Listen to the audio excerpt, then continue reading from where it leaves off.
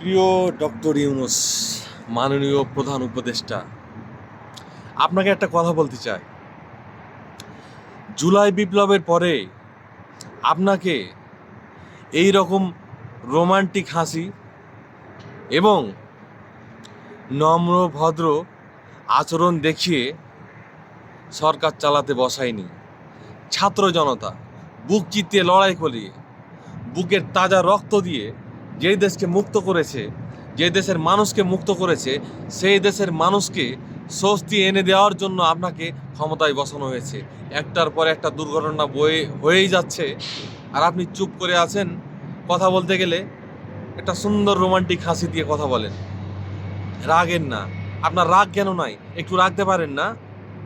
Romantic হাসি দিয়ে হাজারটা প্রেম করা যায়, কিন্তু বাংলাদেশের মতো নোংরা রাজনৈতিক নেতাদের এবং নোংরা জনতার, সবাই নোংরা না, কিছু নোংরা আছে যারা সব সময় নোংরামি করে, এই জায়গাতে আপনি রাজনীতি করলে, আপনি তো রাজনীতি করেন না, সরি, আপনি দেশ চালাতে গেলে আপনাকে কিভাবে দেশ চালাতে হবে সেটা বুঝতে হবে। স্যাঁটা লাল করে দিতে হবে এক একটার। যতদিন স্যাঁটা লাল না করতে পারবেন ততদিন ক্ষমতায় ভালোভাবে কাজ করতে পারবেন না। আশেপাশের যে হারামিগুলা আছে, হারামিগুলারে লাথাইয়া পেঁদাইয়া একবারে সরাই দেন। বিপ্লবী সরকার চাইছিলাম, এরকম রোমান্টিক হাসি দেওয়া সরকার চাইনি আমরা। দেশের দুর্ঘটনার পর দুর্ঘটনা, এমনকি এমন সিচুয়েশন ক্রিয়েট করছে পরাজিত শক্তি, যাতে মানুষ বলে আমরা আগেই ভালো ছিলাম।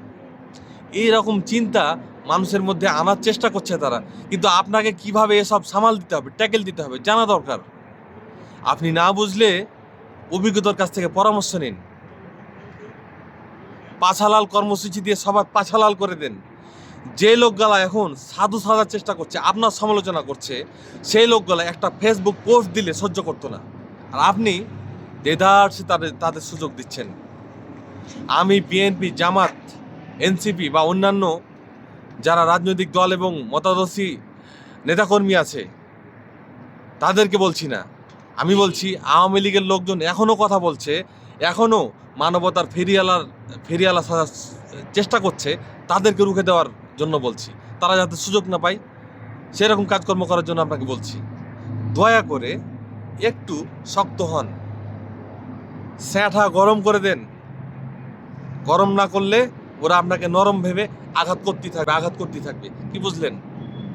না বুঝলে জনগণ একদিন, যেই জনগণ আপনাকে ক্ষমতায় বসিয়েছে, সেই জনগণ আপনার বিরুদ্ধে নেমে আপনাকে ক্ষমতা থেকে নামিয়ে দেবে। এটা যাতে মনে থাকে। এটা বাংলাদেশ, আর বাংলাদেশকে কিভাবে চালাতে হয় সেটা বুঝতে হবে। না বুঝলে খবর আছে।